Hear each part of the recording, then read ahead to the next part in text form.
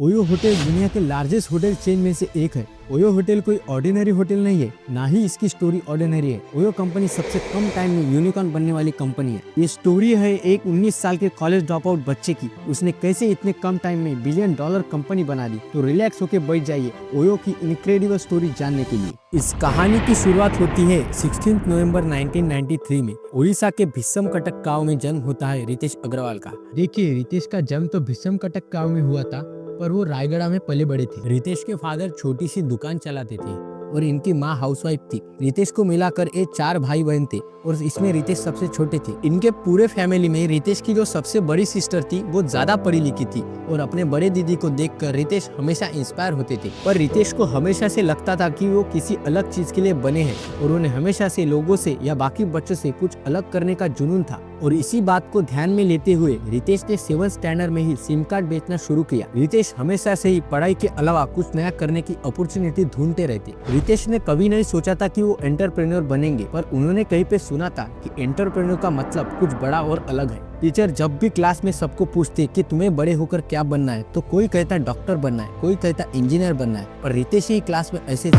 जो कहते थे कि उसे एंटरप्रेन्योर बनना है। हालांकि उस वक्त उन्हें एंटरप्रेन्योर का मतलब पता नहीं था। रितेश बचपन से ही उन लोगों के साथ रहना पसंद करते जिन्हें लाइफ में कुछ बड़ा करना है या जिनकी सोच औरों से कुछ अलग करने की है। अपनी 10th कंप्लीट करने के बाद रितेश 11-12 करने के लिए कोटा चले गए। देखिए, इनका कोटा जाने का या इंजीनियरिंग की प्री एग्जाम प्रिपरेशन करने का कोई खास रीजन नहीं था, पर रितेश को लगा था कि इसी बहाने घर के बाहर जाने का मौका मिलेगा और नई चीजें, नए लोग एक्सप्लोर करने मिलेंगे। देखिए, रायगढ़ टू कोटा जाने के लिए 3 दिन लगते थे और ये बात रितेश ने पहले ही फिगर आउट कर ली थी। इसी 3 दिनों के ट्रैवलिंग में रितेश खुद के सपनों के लिए सोच पाते थे। इन्हें ट्रैवलिंग का बहुत शौक था और ये अलग अलग जगह जाना पसंद करते थे। कोटा में रहते समय रितेश अपना ज्यादातर टाइम छोटे छोटे बिजनेस ओनर के साथ स्पेंड करते थे और इसी तरह कम उम्र में ही वो बिजनेस को समझने लगे थे। देखिए, रितेश जब कोटा में इंजीनियरिंग की तैयारी कर रहे थे तो वो वीकेंड्स में कोटा से दिल्ली जाने वाले ट्रेन से दिल्ली जाते थे और वीकेंड्स में जो इंटर्नशिप चलती थी वो करते थे। इनको कोडिंग आती थी,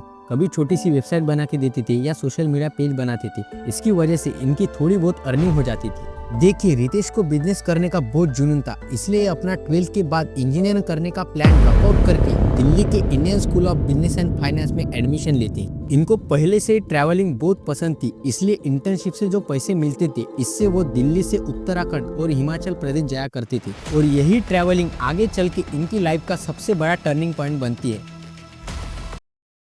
देखिए, रितेश जब उत्तराखंड या हिमाचल प्रदेश जाया करते थे तब वो छोटे छोटे गेस्ट हाउस में रुकते थे। देखिए, उस समय बड़े बड़े होटल्स ऑनलाइन प्लेटफॉर्म पर थे और इसकी बुकिंग की जा सकती थी, पर छोटे होटल्स ऑनलाइन प्लेटफॉर्म पर नहीं थे। तो यही से इनके दिमाग में थॉट आया क्यों ना इन छोटे होटल्स को ऑनलाइन प्लेटफॉर्म पे लाया जाए और अपनी इसी आइडिया के चलते सिर्फ 17 साल की उम्र में ये अपने विजन को पूरा करने के लिए कुछ ही दिनों में अपना बिजनेस एंड फाइनेंस कॉलेज छोड़ देते हैं। देखिए, इन्होंने शुरुआत में जो छोटे छोटे गेस्ट हाउस रहते थे जो अननोन थे उनके ओनर से बात की और अपना आइडिया बताया और कहा कि मैं आपको ऑनलाइन कस्टमर्स ला के दूंगा और ऐसे उन ओनर्स को कन्विंस किया और ओरेवल नाम का स्टार्टअप शुरू किया। इन्होंने शुरुआत में कोई वेबसाइट नहीं बनाई थी। रितेश ने होटल की लिस्ट को क्लासिफाइड करके लिंक्डइन एंड ट्विटर पे डेली ऑटोमेटेड सर्च लगा दिया। मतलब कोई अगर साथ में लिखे स्टे और न्यू दिल्ली तो रितेश उनको रिस्पॉन्ड देते थे और बताते कि हम आपको होटल बुकिंग करवाने में हेल्प करेंगे। इसके बाद इन्होंने वेबसाइट बना ली थी और जहाँ जहाँ ये खुद घूमे थे, ट्रैवल किया करते थे, जैसे कि उत्तराखंड, हिमाचल प्रदेश, दिल्ली में जो भी छोटे छोटे गेस्ट हाउस है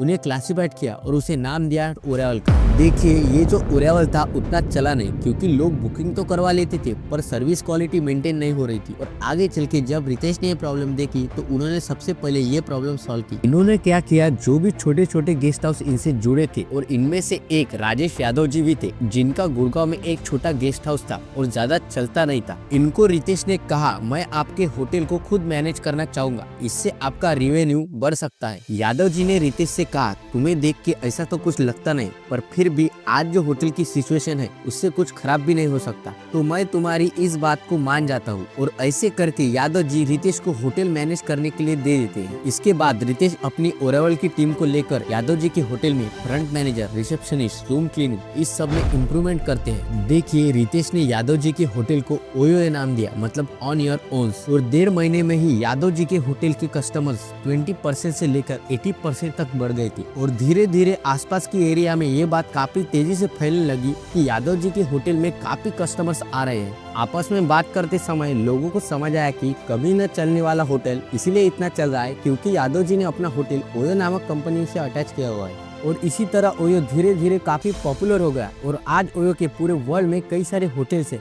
और आज ओयो होटल $1 बिलियन कंपनी बन गई है। ये सब कुछ स्टार्ट हुआ था रितेश के एक आइडिया से। रितेश ने अपने सपनों के पीछे भागने के लिए अपने कॉलेज को छोड़ा और धीरे धीरे अपने आइडिया पे काम करते गए।